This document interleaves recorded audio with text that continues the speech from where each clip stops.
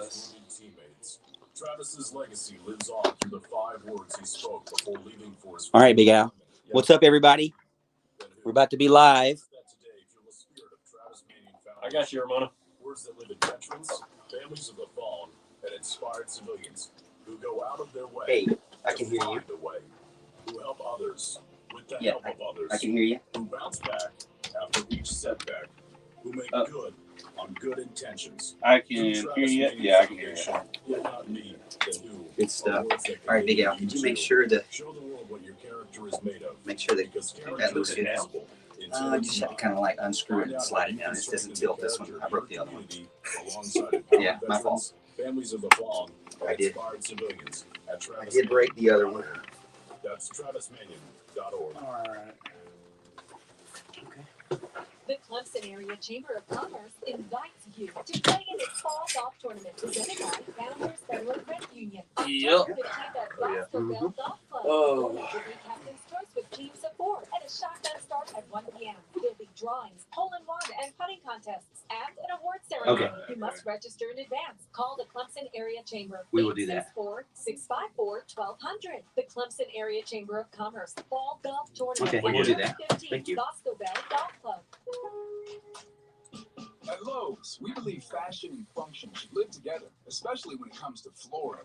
That's why we put together a show. I'll be glad you haven't been on Twitter this week. It's just been ridiculous. For their reliable durability. See everything our showroom has. We've been duped and hoodwinked. Order now and get it installed with help from Lowe's. Home to any budget, home to any possibility. Install available in-store only through independent contractors. See Lowe's.com for details and licensing. U.S. only.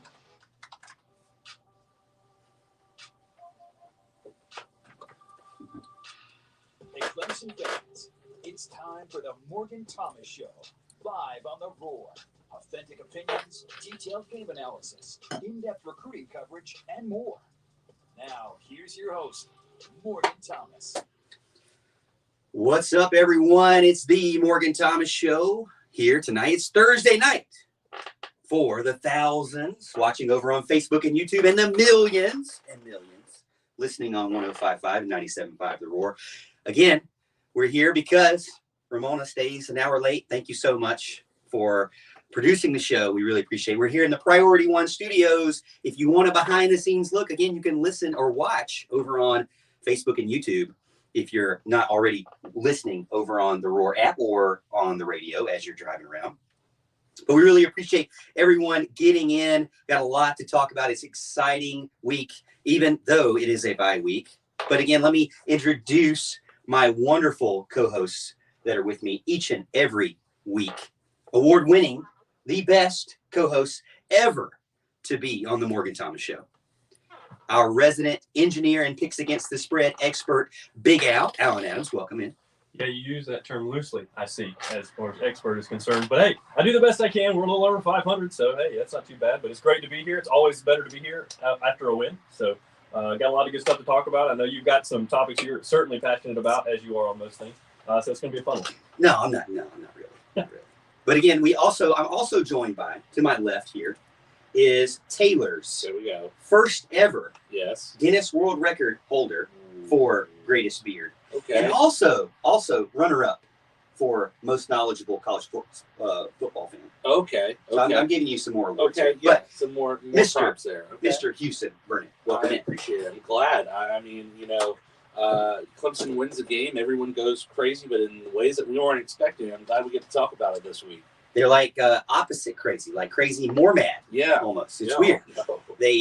But again, this is not just a show for the Morgan Thomas Show, even though that is the name with Big Al and Houston. It's not just a show for us, but it is also a show where you can participate. You don't just have to spectate like you have to on Saturdays, but you can participate here on Thursday night with the Vyve Broadband Hotline, 864-654-7627, or the Help Dare text line, 864-986-1566, or over on Facebook and YouTube. As I mentioned, you can go in, you can like the video, you can watch and listen along, and even comment there because I have the comments up as we're going through the show. So we're not just a show about us, even though we are number one, but you are number two. Well, maybe 1.5. We're 1A, 1B, but we love you. We thank you for coming in and being a part of the show. again, Ben Milstead only gives me an hour, so we got to do this. I got to stop rambling here and get into it. Let's start out by talking about the team that we all love. And I'll tell you the rundown. We got our Park National Bank picks against the spread. We're going to get that segment number 3. We're going to do our workhorse. Workhorse running backs if we haven't already picked them. And you guys better get on that because I didn't pick them last week. But then we're going to talk about the transfer portal, some of my thoughts, some of my anger, some of my discouragement for you, just my insights.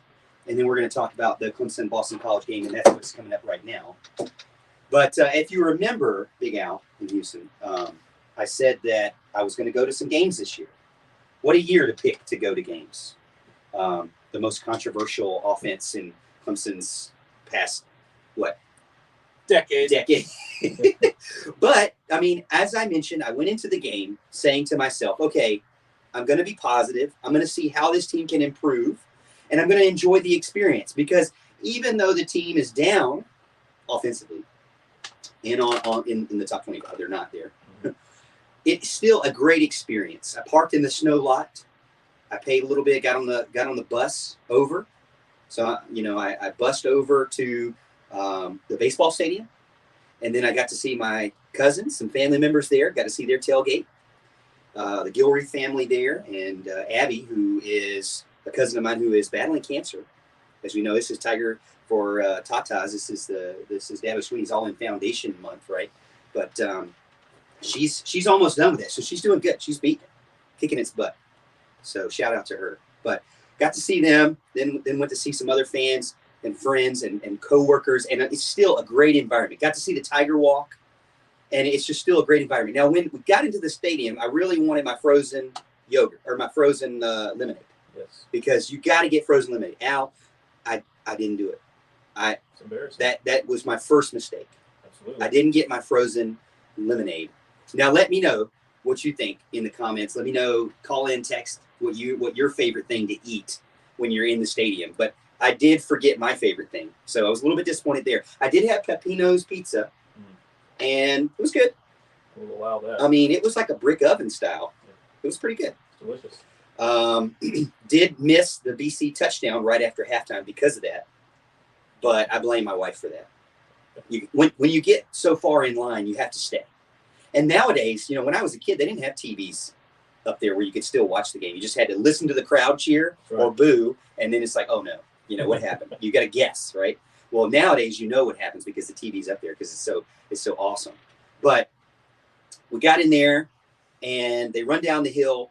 Now, is this part of the program where they do the fireworks somewhere behind the hill in the parking lot back there? I saw that. I think they've only done that. They only do that for Military Appreciation Day. No, they did it last Saturday. Oh, they did it last Saturday. Okay. It wasn't on the hill. It was probably somebody's parking spot. Yeah, way back there. It's when that little pavilion area where they have a lot of stuff for Military Appreciation Week and all that during that particular week. I can't remember the name of the area. Right across from the hill? Yeah, but I behind the hill. thought it was way farther back. No, this one Saturday was like way back here. Like you and me were back there lighting up some fireworks. Okay. Probably not a good idea. Okay. So the buses come up, you hear the sirens, so you kind of know, and I guess that was their trigger. Well, they ran down the hill, Dabo runs down, and everything gets started. So I'm excited. I'm feeling good, feeling pumped up, and I immediately notice that and my first thought was Phil Maffa. I'm so excited to see what he can do. We covered him a couple times on YouTube, and he's got a huge fan base, huge following. People love him. He's really, really good, as you can see. And my first thought is, in reflection, is, man, did he really deserve to be sitting on the bench for 4 games? Al, what'd you think? Look, I thought he looked really good. I think he gives you a kind of a dimension that we don't really have out there right now. He's kind of your big bruiser type back. Which is something we haven't been used to around here. We have Shipley, who's a different runner. We have Dixon, who's a different runner, or did have, and and then we have Pace, who's kind of closer to Maffa, but not quite. He's not on that level as far as the big type back. So I thought it was really refreshing to see that. I think it's going to be a great compliment, especially when we get Shipley back in the lineup as well. But yeah, Maffa looked great. He looked absolutely outstanding, and I don't want to say it wasn't fair for him to be 4th, because maybe it was, but with the struggles that this offensive line has had, then maybe a big bruiser back, somebody that can get yards after contact is somebody you need. 8 carries, 58 yards, 7.3 a clip there. Big time. Yeah, I think I think that it might have been unfair, but at the same time, you didn't expect Glenn Shea Dixon to be in the transfer portal, and you didn't expect Will Shipley to be out for an extensive amount of time that he is. The thing that I'm looking forward to the most is Shipley and Maffa getting playing time. You have your every down back guy with pace now. You have your bruiser with Maffa, and you have Shipley, who is more of a, I guess you can say shiftier back, but he's not a McCaffrey or an ETN. He's got some physicality to him. I think you really can build a run game around these 3 backs this year and really wear down some defenses. So that's something that's really hopeful for the future. And another thing that was immediately noticeable from, anybody that would be called a diehard Clemson fan is that the offensive line was adjusted. The center was Hunter Rayburn. The right guard was Bockhorst. The left guard, correct me if I'm wrong, was Tate. And left tackle, same. Right tackle, same. So you got Parks and McFadden carrying the load there. So you get a tweaked offensive line, and I would say, again, I'm trying to stay positive here, but it does scratch my head. Why in the world didn't we do this? Didn't they do this? It seemed to work. Now, I will say the Boston College fan base, when we reviewed it, they were thinking that the defensive line was going to be the struggle, and that they were thinking that Clemson was going to move the ball with them. Now, they majority of them felt like, they smelled blood and they were going to beat Clemson, which we'll get into that. But talking about the offensive line, much improved in my opinion. You can't say they weren't with 231 yards rushing and 2 running backs that were over 6 yards, almost. Well, we really could say pace was at 7 yards. So both were at 7 yards a carry. Now, they didn't get in the end zone, really. They're still struggling there. But overall, I think that was a successful tweak. Everybody likes to say, well, coaches aren't making changes. Coaches are too stuck in their ways. They did make an adjustment.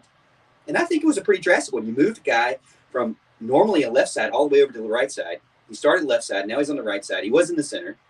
Then you get a guy who we all thought should have been the center or was going to be the center, rather. And then you get Tate in there as well. So, Houston, where you feel like the offensive line is going in the right path? Oh, absolutely. I think everything's going to look. Progress is not going to be fast. That's why it's called progress. And I think the first thing that you want to see as a fan get better is the offensive line. You were able to run the ball for 200 plus yards, and when you're able to do that, it puts you in a better position to win the game.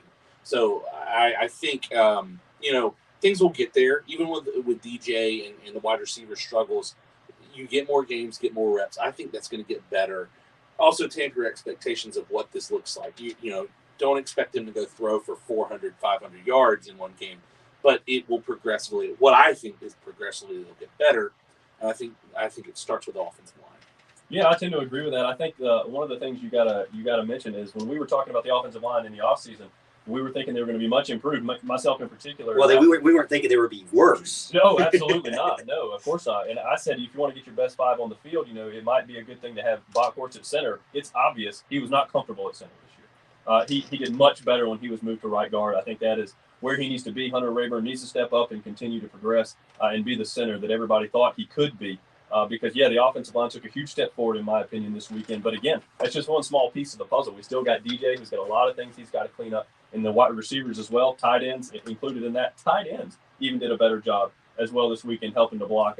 Ennis got in there and did a good job as well. So we've made some progress. We've got a long way to go for sure, but the receivers and DJ got to clean up a few things. And once they do, this will be a respectable offense. Again, like Houston said, it's kind of a baby step process, but we'll get there. We hopefully, in these next few games, we can get at least where we want to be because the defense is lights out.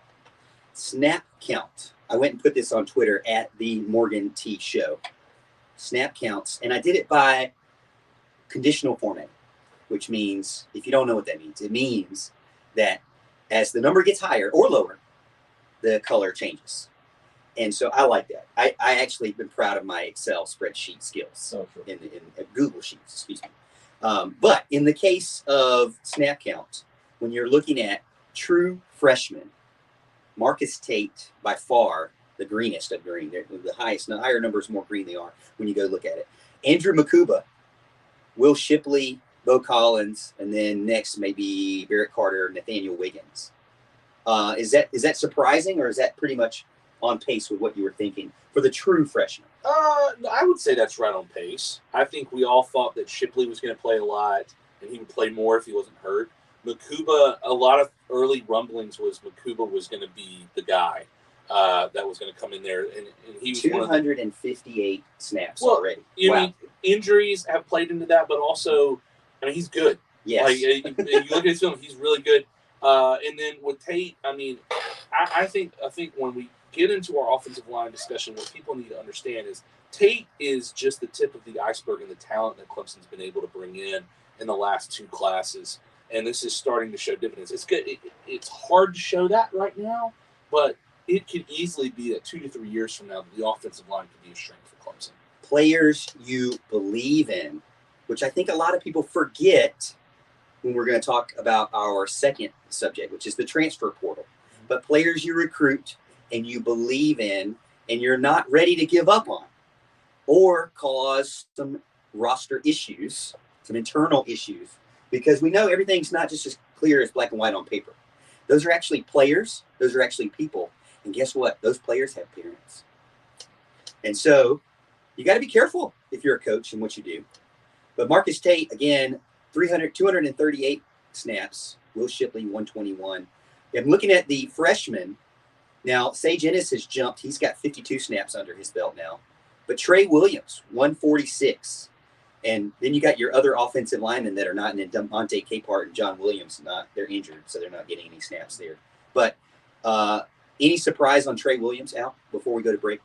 I think Trey has looked really good when he's got in. I mean, there's some technical things that he's going to have to shore up and be a little more consistent. But he's a big body. He's very disruptive. I think he's looked good in his limited action so far. Well, we're going to get into more of the snap count. We're going to talk more about our thoughts on the game versus Boston College that happened on Saturday night. Again, this is the Morgan Thomas Show on 105.5 and 97.5 The Roar. Okay. So I think that was good so far. I mean, we've already ran through 20 minutes. It's crazy. Yeah. Do you want me to yell an ad readout at the camera? Yes, let's yell an ad readout real quick. Hey, everyone. All right, so which one did you want to do? I'll do Tate Martell. All right. We don't just dress for success. We TS for success. And let me tell you, everyone, Tiger Sports Shop is got the flyest, crispiest, iciest threads on the dadgum planet. I'm saying that from all honesty. I'm wearing, you can't see it from here. I'm wearing an orange shirt and a brand new baseball hat. It looks absolutely spectacular. It feels great. Sean does an amazing job at Tiger Sports Shop. Hey, they've got locations in both the Clemson area. I believe they're in Greenville too, right? Yeah, nope, not in Greenville. Anyway, Pendleton. There we go. TigerSportsShop.com. Also, check that out. They can set you up right there. Hey, just take a look. It's a great place. I love Tiger Sports Shop. All right, going to tell you about our next sponsor, Heating Cooling Services, Inc. They are serving Anderson County and surrounding areas since 1980. Heating Cooling Services, Inc. is your residential and commercial comfort expert. Anything from preventative maintenance of your home HVAC system to overhauling a commercial chiller or anything in between. If you want to breathe easier and be nice and cool in your home or business this summer, or warm and cozy in your home or business this winter, give Heating Cooling Services, Inc. a call. You're going to want to talk to Mark or Jason Trammell. Again, that number is 864-224-7655. One more time, that number is 864-224-7655. Make sure you tell them the Morgan Thomas Show sent you. What's up? All right. We appreciate everybody getting in. Let's get into the comments here. Al Kuhn, what are y'all's thoughts about DJ's extremely low QB rating, considering his recruiting rating and time already at Clemson? ? His rating is among the worst in the nation. So let me write these down because we're going to get them on air. Al Kuhn, QB rating, right, for DJ. All right, and then we got Krusty Buster. Please, before the end of the night, remind everyone who beat us in the last 2 years of the playoff championship games. Ohio State and LSU both had transfer portal quarterbacks. All right, well, Krusty, we're going to be talking about transfer portal when we get into segment 2 coming up after the break. Investing crypto with the tax benefits of an IRA. Jesse West gets in. Again, O-line might have been just a fact if certain players not learning playbook, and reads well enough. Just a Jesse West, I wonder if what was holding him back was talent, but learning the playbook well enough. As I guess Nafa, probably who he's talking about. Yep. Krusty Buster, the lines for concession was just too long. Oh, okay. The lines for the concession was just too long. Walking to the upper deck, I passed the window on the VIP section. They had catered food, made me hungry. You know, it can be that way sometimes. Evan Fields gets in. With Clemson having an off week this week, do y'all think that Dabo and the staff will reevaluate quarterback? No. Evan. Short answer, no. No, they're not. QB. In 5. All right, got that one down, Evan. Also, do you think UGA's defense will continue to dominate into the Auburn game? Probably. Or will they give up offensive points finally? I think a lot of people believe that they're going to give up points now finally. James gets in and says, hey, guys, Bible Belt says she has a boating accident before that poor girl. Indeed you do. I don't know. With Clemson having an off week, okay, it's the same question. I like the hair comments. That's yours. That's your hair. What? So go My on. hair has changed. I mean, it's like it's the light bulbs. I'm actually wearing a hat, so Kevron might be onto something here. All right, we're getting ready to be online here. It's a little warm. No, I feel it now. It's a little warm. I'm great. Zeke loves Reed's Jewelers. You will as well. Reed's Jewelers, Haywood, No. all based about online at reeds.com. Live, local, trusted. With the largest coverage in the upstate. We are 105.5 and 97.5 The Roar, where every day is game day.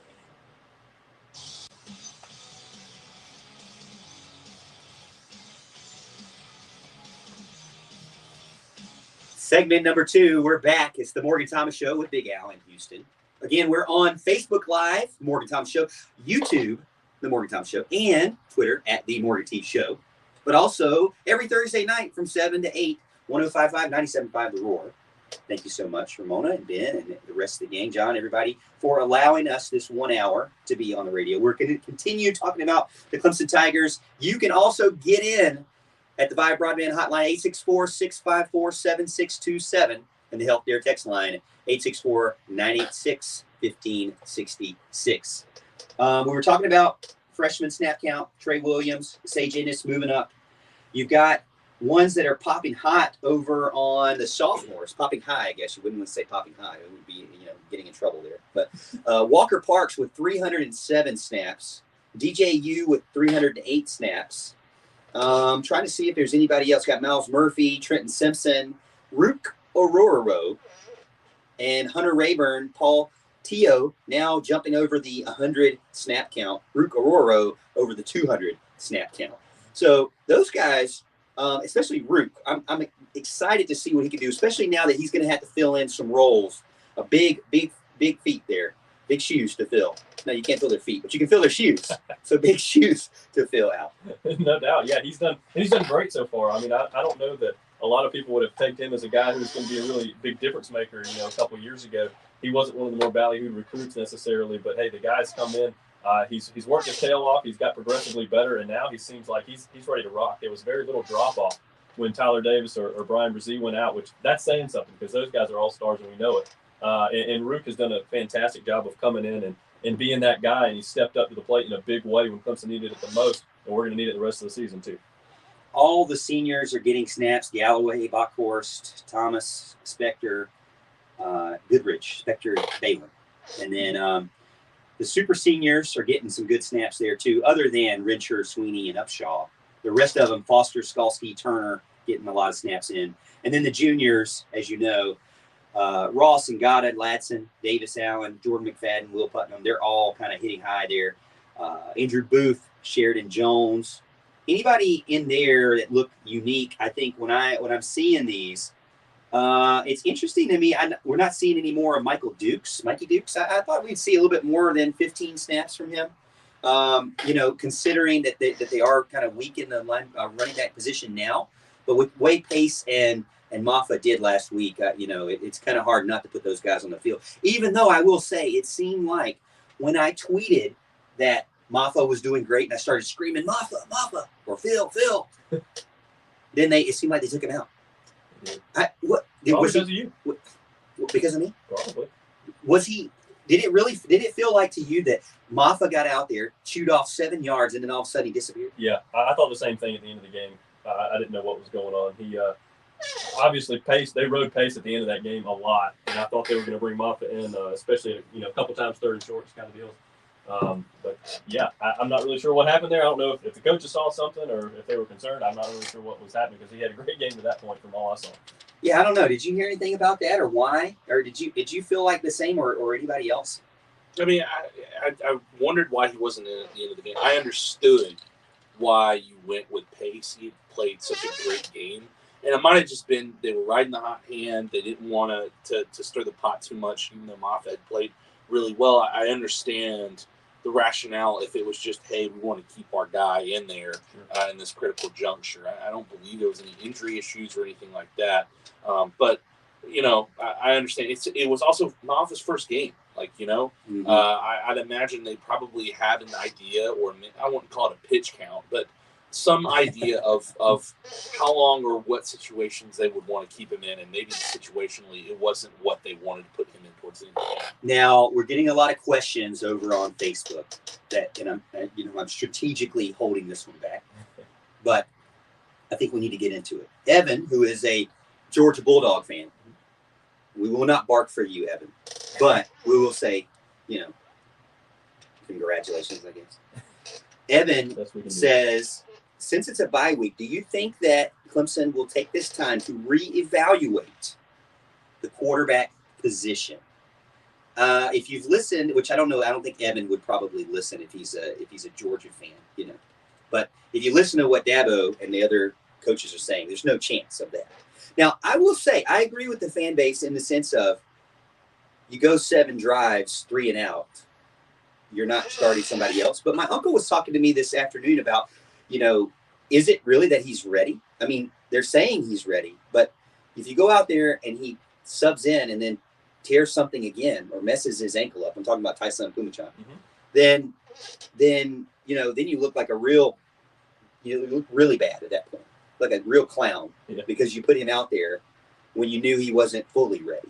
Now, he is ready enough to do 16 snaps compared to 308, not there for sure. But 16 snaps is very low. I mean, that's basically the amount of snaps that all of these walk-ons are getting, which everybody is also complaining about. I'm not even going to get into that argument about the walk-ons and Clemson and not having too many walk-ons. But Tyson's not really getting a ton of snap, and it bothers some people. But I don't think there's any chance of reevaluation. Yeah, I don't think so either. I think that DJ's your guy. And look, a lot of people get subbed out for, not performing or underperforming or whatever it may be. They just want to give another guy a shot, have the guy take a breather, maybe think about what he's doing for a minute. And that's kind of something that happens all the time in football, but it doesn't happen so much with the quarterback position.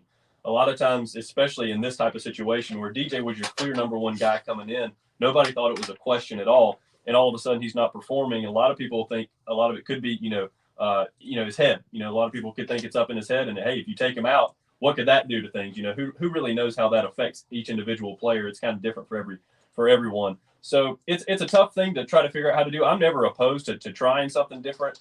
But in this case, I still think DJ is your guy. And I think he has easily the most long-term upside for sure. And I think they want to stick it out and just progress with him and see how it goes. Yeah, I think people who want to say reevaluate quarterback just completely ignored what we said about offensive line. We had one game where they played well. They looked good. They developed. My goodness, it's the development word coming up here. I'm not saying they're perfect, but it once again comes back to managing your expectations for this season and what this offense can be. DJ might come out and might not have an amazing game of 400, 500, 300 yards.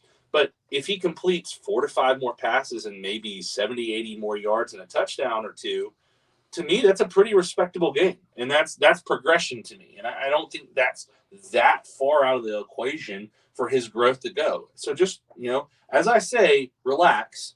Everything's going to be fine. We're not tamping discussion here or anything like that. But what I'm saying is, if you're just going to get all up in arms about this, you're really creating a narrative that might not be there. It's just a matter of he needs to have time to develop, and he's going to have the team's best opportunity to grow and be great in the future. Now, I will say this, and I will say about the quarterback position, and I don't think he had a good game. I mean, he 13 for 28, 207 yards, 7.4 yards average, no touchdowns, no interceptions, and 32.5 QBR, which Al Kuhn gets in and talks about. He has a terrible QBR rating compared to basically his recruiting rating. So it kind of seems like they're out of sync, right? He says, what are y'all's thoughts about DJ's extremely low QB rating considering his high recruiting rating and already his time at Clemson? So he's not a true freshman. He's seen it. He's seen what Trevor Lawrence does. Now, we saw the video after the fact. He was out there throwing the football. My first thought was, that's cool. Mm-hmm. But he's throwing the football to guys like me. Ngata, these other guys, get your butt out there. Get out there and catch the ball with your quarterback. Don't let him throw with the management. The guys that screw the screws in the helmet are out there catching balls from your quarterback after the game. I mean, to be honest with you, as a guy who's played sports, a team sports, that doesn't make any sense to me. Like, if there's a guy like Al, back in the day, you say, let's go play basketball, I'm going to try to find a way to go play basketball, even if I didn't have shoes. You know what? We did that one time. And that's the thing is, like, go out. I mean, you got to know what he's doing. I mean, my only question is, did he sneak off? How do you sneak off with like 5 other managers? I mean, and I know I'm not trying to be super negative here, but it did alarm me. Now, there's a lot of people who said, man, look at this guy. He's doing awesome. He's doing great. He's out there. He really cares. And I do feel like that is genuine. I don't think it was just for show. Well, here's my one rebuttal to this, though. And I'm not saying that there could be something negative going on in the background. I agree that could be the case. But, I mean, you're talking about the game ended at like 11:30. There could very well be treatment that these wide receivers are receiving. Plus, you had, 2 of the wide receivers that are supposed to be catching the ball injured, out with concussions. They were, yeah. So there's a lot of different things that factor in, especially in the college game, where they may say, hey, look, DJ is going to go throw some passes. I know you might want to go out there, but probably not a smart idea to go out there if you're nicked up or if you've got a potential concussion or different things like that. And there were definitely a lot of those. And that is a good point, too. I like that you make that point because it's not just, that they were all healthy, going back and playing PlayStation. Right. I mean, two guys that he could catch balls with had concussion protocol. Well, they're going to go home. So you can't really blame Justin Ross or Galloway for that, right? Right. No, I think with this, with DJ especially, look, he didn't have a great game, but he's putting in the work. I think you can see that he's doing this, and I really do believe that he needs one decent game, not even a great game. One decent. A lot of people are saying that for sure. He just needs a decent game, and I believe I know that it's all about rankings and everything, but I also want to point this out to Bill is there are several quarterbacks out there that are of the same ilk and caliber of DJ Uiagalelei that don't even see the field, i.e. Tate Martell. He was supposed to be the greatest thing since sliced bread. Where's he at? He still thinks he's in his mind. Yeah, but where is he? He went back to wherever he's still in Miami, right? No, he's a backup at UNLV. He went back to UNLV, right? Right. Where he's originally from. That's Yeah. right. I was about to say that, and then I misspoke. So Misthought. obviously there's some issues there. So something that this coaching staff sees in DJ, they see growth and development, and they just need him to just make that one last step. And that's why I'm saying you got to be patient, everybody. You just got to be patient. Not every year is roses and peaches. Okay? All right. Now let me jump here. Because Krusty Buster gets in over on YouTube, says, please, before the end of the night, remind everyone that what beat us in the last 2 years of the playoff and championship games. Oh, Ohio State and LSU both had transfer portal quarterbacks. Thank you. Okay. So why does Clemson need a transfer portal quarterback? And well, that's the thing, is like after the fact, not going to help you. So I don't really like going down these rabbit holes on things where it's not going to help you this year anyways. And there are plenty of times where I have mentioned to fans on Twitter, did you know, were you saying this in December? Were you saying this in November? Because that's when these decisions need to be made. I'm looking at the transfer portal, and a lot of these guys within 2 weeks are gone. They already knew where they were going. They're not recruiting. They already knew where their next location was going to be. And that team that they were going to desperately needed them in most of those cases, or were a natural fit for their lifestyle, which we'll get into. I was going to make my whole segment about this, but we got continued to talk about Clemson, which I'd rather do anyways. But I will say I'm devil's advocate, which my father-in-law says, don't be devil's advocate, because nobody wants to be, don't associate with the devil, right? On the wrong side. Yeah. So I'm not associating with the devil. We'll be Morgan's advocate here. So Morgan's advocate is, I looked at the top 25, and I know David Pollock, like I said, David Pollock gets out there and says, matter of fact, it's the transfer portal that's killing Clemson, which, so frustrating, because it's way more complicated than that. It really is. But I will say, I said, okay, David, let's see the transfers that are on first and second string for the top 25 teams. Alabama 2, Georgia 5, that are starting right now. Alabama had 3, but he got injured, Toa. Alabama 2, Georgia 5, Iowa 2, Penn State 10, Cincinnati 6, Oklahoma 11, Ohio State 2, Oregon 10, Michigan 1, BYU 8, Michigan State 11, Oklahoma State 12, Arkansas 11, Notre Dame 3. The list goes on. Coastal Carolina 16, Ole Miss 14, Auburn 11, SMU 18, San Diego State 8. The average is 8.24. Think on that. We'll be back after the break. Again, this is the Morgan Thomas Show on 105.5, 97.5, The Roar. Finding great candidates to hire can be like, it's kind of funny that you read that. The higher the number goes, the less likely they'll want to change. There are, Penn State. Penn State's going to get beat this week. Penn State's going to get beat this week. Penn State's going to get beat this week, or they're going to lose to Ohio State, or they're going to lose to Michigan. Michigan's going to win the Big Ten. So we got some of the questions in. Thank you so much for getting in. I actually don't have my ad reads right now, so I'm just going to go ahead and throw up some ads here, and we'll get rid of we'll throw up some ads for you. This is Lana Smith. She's a real estate agent from Live Upstate SC, and she is very, very good friend of ours. She call her 864-608-8313. Let her know that you love the Morgan Thomas Show.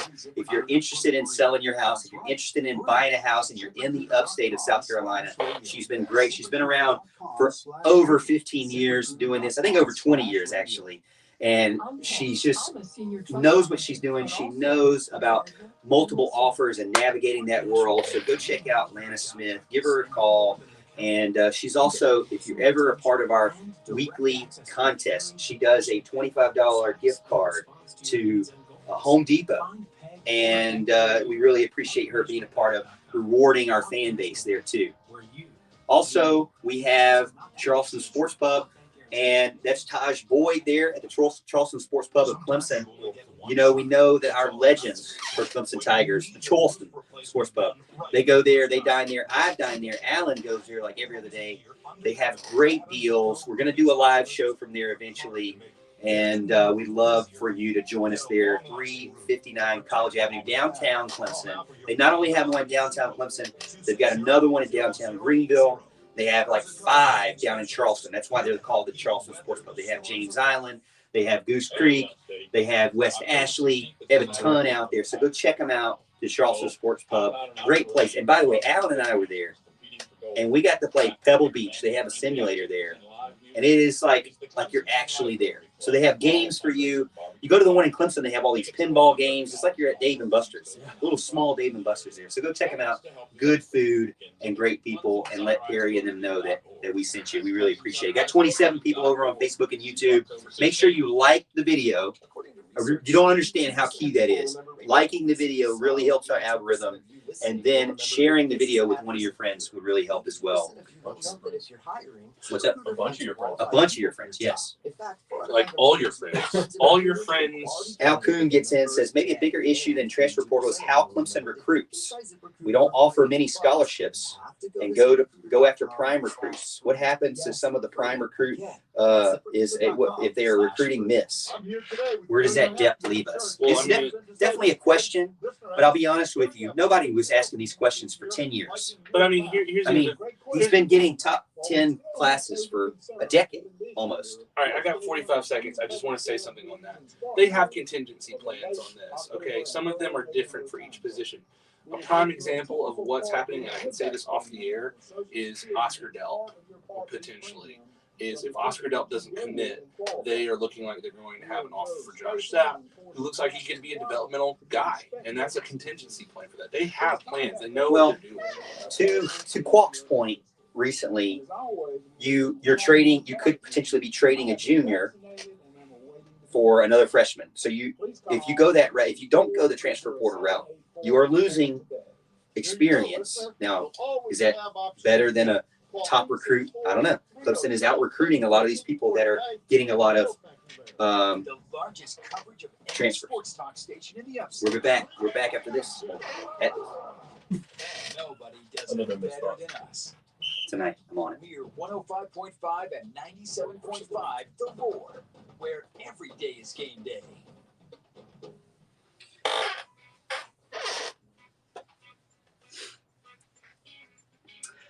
I really got to get back into my goal of sending Ramona some songs, because Mark Childress's playlist, Mark, I know you're listening. Mark, don't listen to Morgan. Your musical tastes are appreciated. Listen, we don't have any Justin Bieber. That's a big no-no right there. We don't have any Backstreet Boys. That's another no. And we don't have Brooks and Dunn, which they were doing Brooks and Dunn in the stadium, and I was like, I could stay a little bit longer. But I'm just having a good time here. We hope you're having a good time again. The Morgan Thomas Show on 105.5, 97.5, The Roar, our favorite radio, our only radio station we listen to.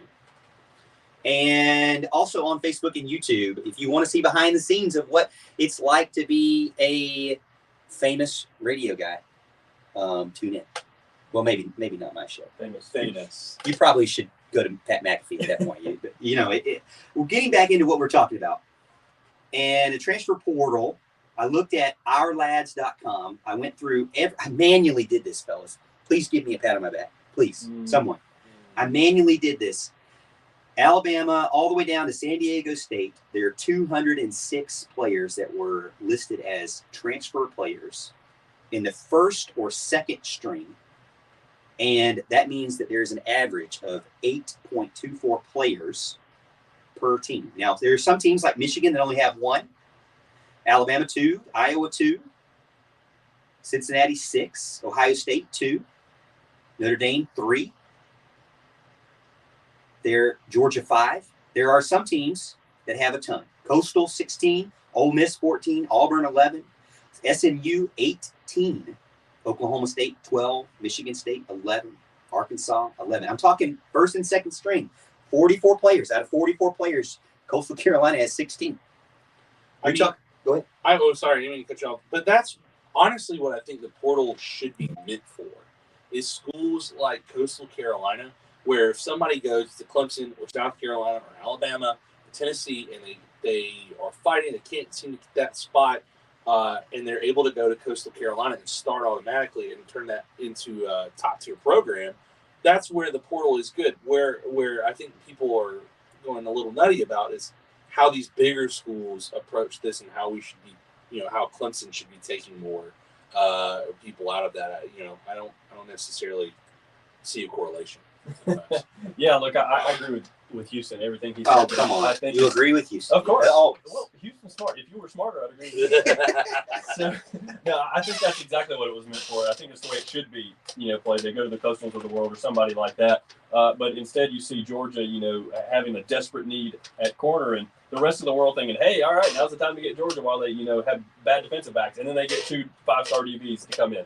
I don't like that. I think it's a bad look. I think it's bad for college football. I wish it was, I wish the transfer portal never happened. The NIL stuff's a whole other deal, but there's a lot of things going on in college football that's going to change the landscape. Whether you think it's for better or worse, I guess it's up for debate and to each his own.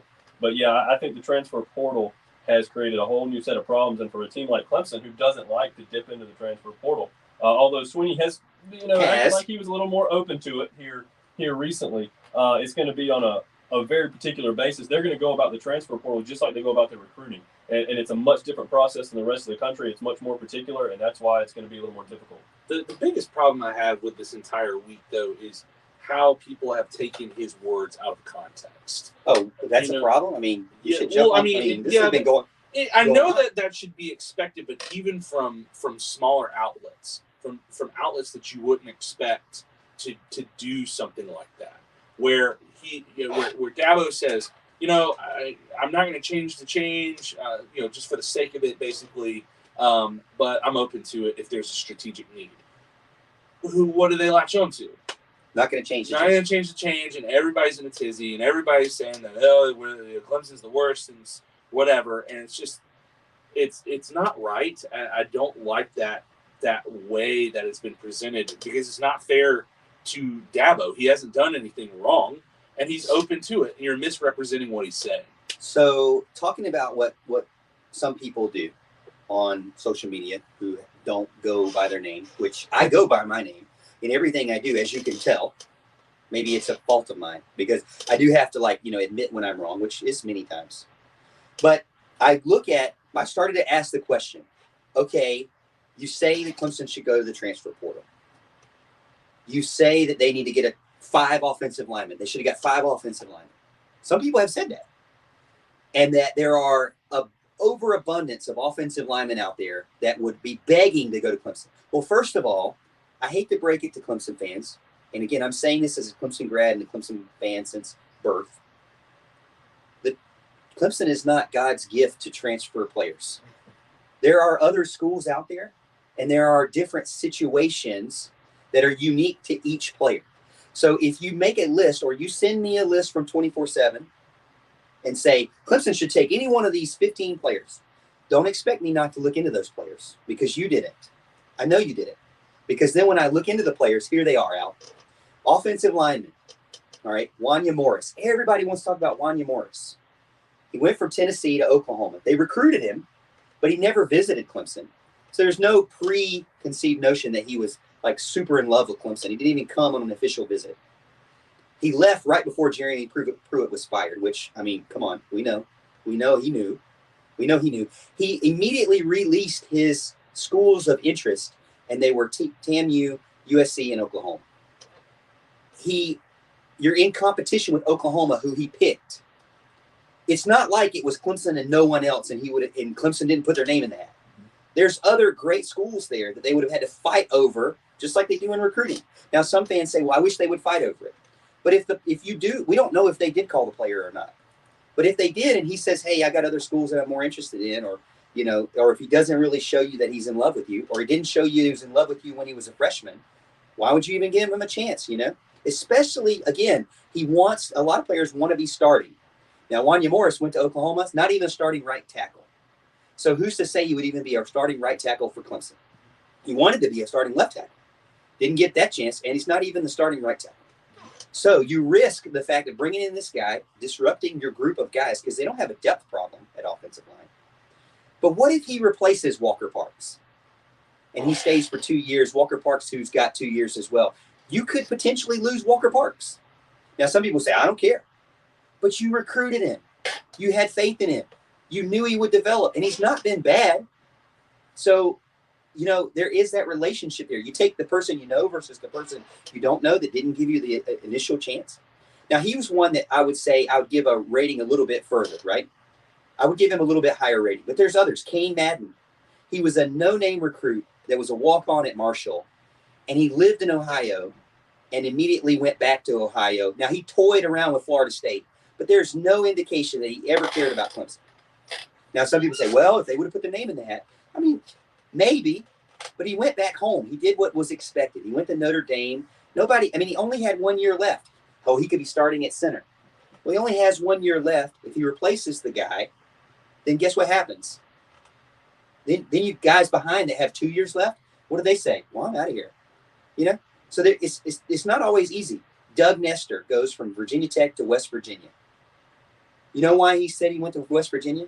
Because all his friends are at West Virginia. Would Clemson have competed there? Probably not. You got another guy, somebody told me, Brian Hudson, went from West Virginia to Louisville. You know why he went to Louisville?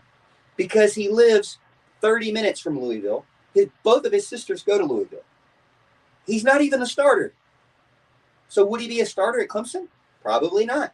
Why would he go to Clemson where he's not going to school, where he's with his family and his friends?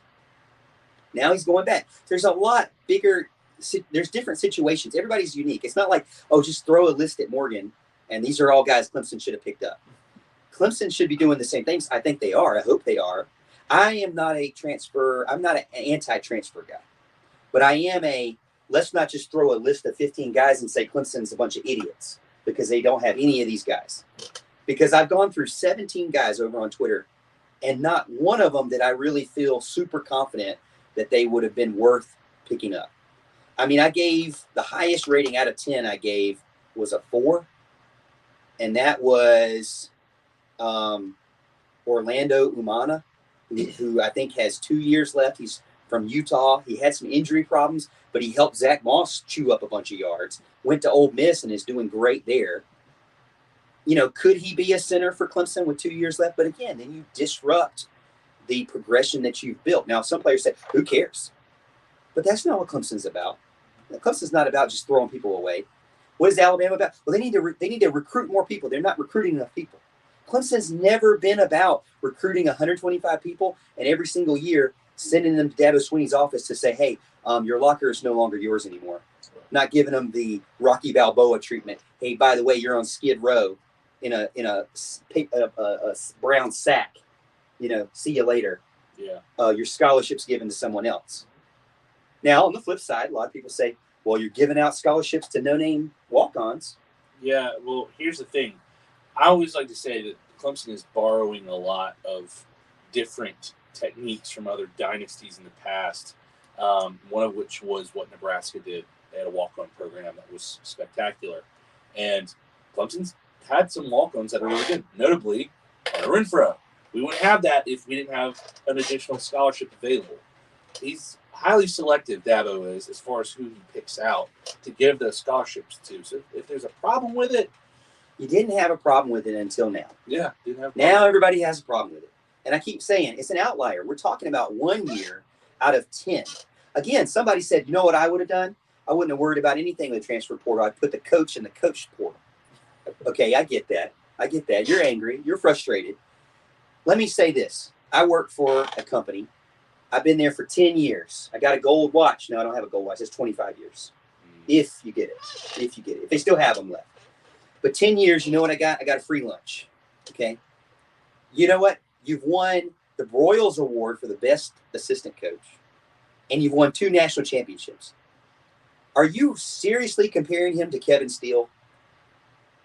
The guy says to me, you need to get rid of him like you got rid of Kevin Steele. No. Tony Elliott. No. I said, you know what I said to him? I said, Kevin Steele played for a coach for 3 years and consistently got worse.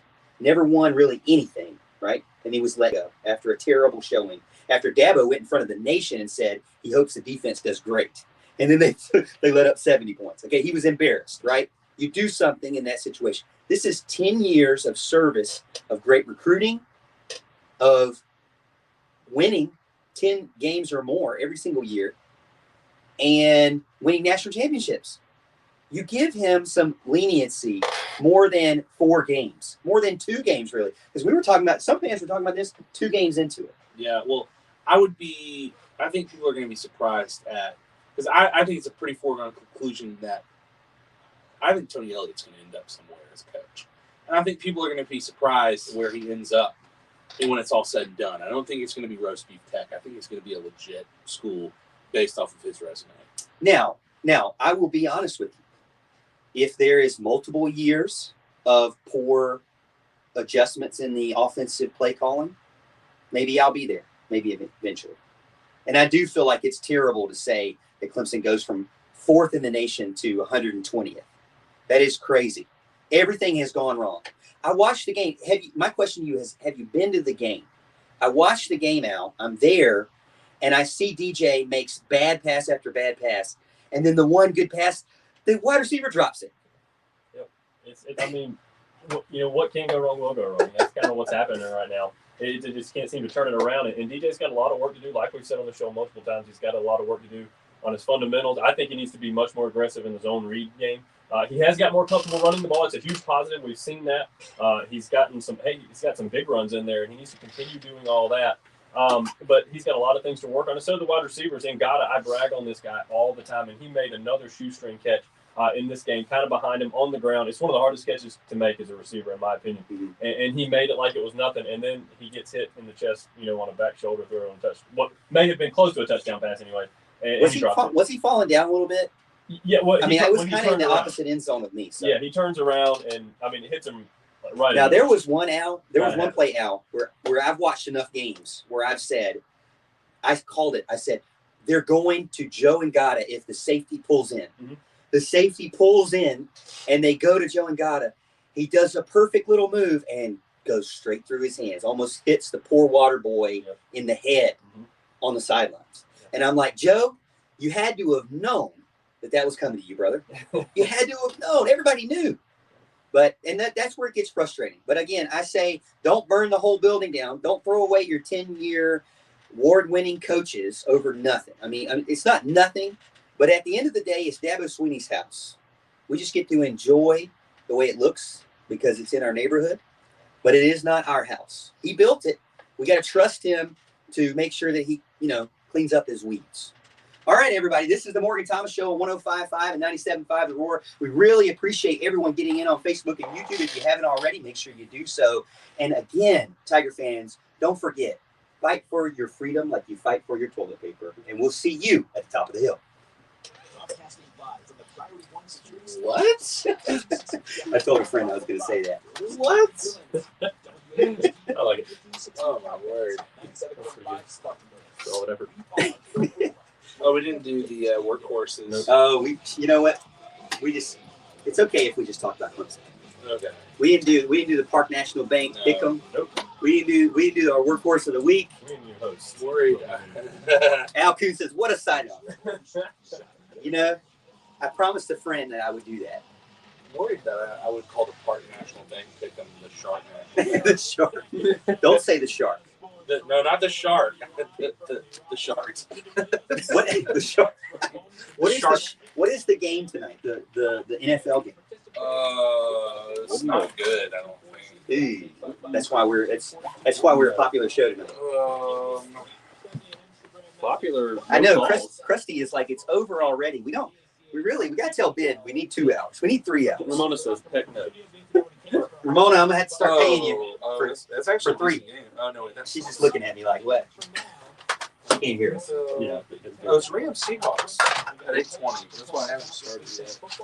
All right. Well, we're doing our best to clean up the area, disinfect the infections. Make sure get the mouse, get the keyboard, because Mickey comes in early. And Morgan smells really bad. Make sure you get your I always like to get those. And we'll consider them got. All right, we're still behind the scenes after the show. Again, it's only an hour. Just a short amount of time. You do need more time. Rams Seahawks. Great show, guys. Thank you so much. I really appreciate it. I know we can't get in everything like we normally do when we do our live show at home, but I really wanted to be on the radio this year, and it's been a great. We really appreciate the support. Was just getting warmed up. Great show. Appreciate it. Thanks, guys. Great show. Great show. Terrible show. Terrible show. As long as Houston's still here. Yeah. You know, well, I appreciate everybody. Thanks for getting in. I'm going to try to do some more things over on Twitter. Make sure you follow me there, and we'll see you at the top of the hill.